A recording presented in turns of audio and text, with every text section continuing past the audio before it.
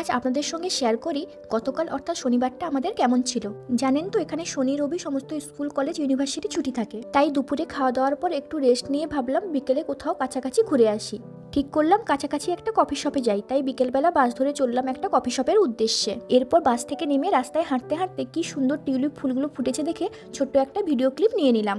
এরপর আমরা চলে এলাম আমাদের গন্তব্যস্থলে, যার উদ্দেশ্যে আমরা বাড়ি থেকে বেরিয়েছিলাম, এই সেই কফি শপে, যেটা আমাদের খুবই ফেভারিট একটা কফি শপ। ওখানে কফি খেতে খেতে সুন্দর একটা সময় কাটালাম দুজন মিলে। তারপর ভাবলাম গিয়ে একবার দেখা যাক কেমন কি জামা কাপড়ের দোকানে সামার কালেকশন এসছে। ওখানে গিয়ে তেমন কিছু পছন্দ হলো না, তারপর একটা সুন্দর আয়না দেখে আয়নার সামনে একটু ঢং করে চলে এলাম। এইসব করতে করতে সন্ধ্যে যেহেতু হয়ে গেল, ভাবলাম রাত্রে ডিনারটা সেরেই বাড়ি ফিরবো।